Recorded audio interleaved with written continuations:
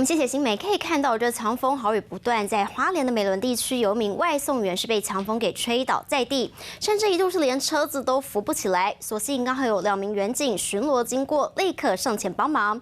详细情形我们交给记者赵若平。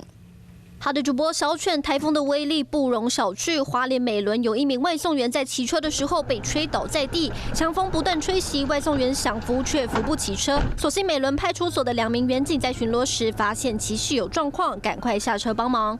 从监视器可以看到树被吹得左摇右晃，因为风势实在太强，怕骑士有2度危险。员警先把车移到骑楼，避免再有意外发生。先来听听稍早访问。花莲市中心路上有1名外送员，他驾驶机车遭瞬间的强风吹倒，然后并被机车压倒在地，无法动弹。所幸驾驶并未受伤。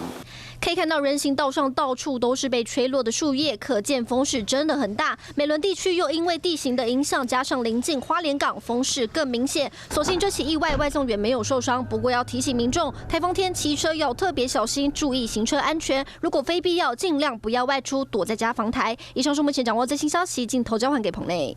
Hello， 我是林明瑞。想要抢先掌握最及时的新闻资讯吗？赶快订阅、按赞、开启小铃铛，锁定我们华视新闻的 YouTube 频道。